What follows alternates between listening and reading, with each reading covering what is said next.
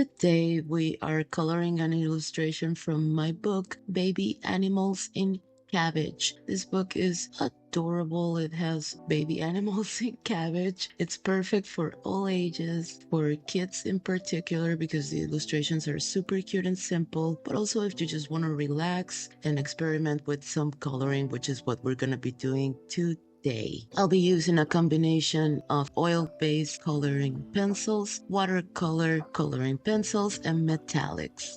So let's get right to it. I'm starting with the cabbage, and for the cabbage, I'm only going to be using oil-based coloring pencils, which if you saw my previous video, you know are fantastic for blending, and that's what I'm going to be doing for the first few leaves. I'll be splashing my colors wherever I feel like it, using maximum pressure, and then just blending them together, and then I'm just going over them with my final reddish maroonish color to give it that red cabbage look, and then going over everything with a darker color to accentuate the lines. Do keep in mind though that when you use maximum pressure, you will consume your pencils faster and you'll have to sharpen them more often, so that's something to look out for. Notice that I'm not going for a realistic look here. I'm just experimenting with my blending and doing whatever comes to me, and that is the beauty of coloring. You should do whatever brings you joy. I'm not an artist. I'm simply showing you the technique that I've learned as a colorist myself. For the innermost leaves, I'm using a different technique. I'm layering over my colors, same colors, but I'm showing you also how different things look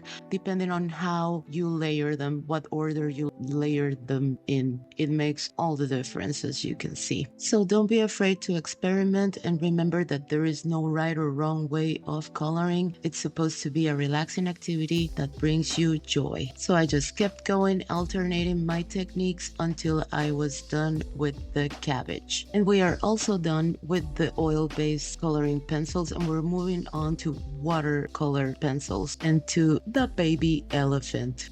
And for this cutie, I'm using grays. And when I use grays, I always worry about how do I make it not look like I used a number 2 pencil. And the secret to this is gonna be layering. You wanna choose your grays carefully, always test out in your palette first, and then just layer over your colors, and always use a darker color to emphasize or accentuate the lines that the illustration already gives you. And remember that pressure plays a vital role on how things are gonna look and color intensity. And something I really love about watercolor pencils is that even when you don't use them with water, they still have that watercolor finish, so they're really great to work with when you're using a difficult color. For the ear, I just went with a skin and a pink color to emphasize, and then using that same pink to give it a little blushy cheek. For the eyes, I went with sky blue like Dumbo, and for the hair, a little bit of brown. Then using my black to go over the eyes to bring them out a little bit. And now I'm switching over to watercolor plus metallic, and I'm using a pastel yellow and a silver metallic over it for the nails. And for the head ornament, I am going with a combination of greens and aquas, both in metallics and in watercolored pencils. And you can see that metallics are great for just one good stroke and leave it there. They have a really nice finish. You don't need to layer them a lot, and they blend well with the watercolor pencils. So they're a great option when you want to make something stand out and pop without a lot of effort. The only reason I'm mixing them with the watercolors is because I don't have enough colors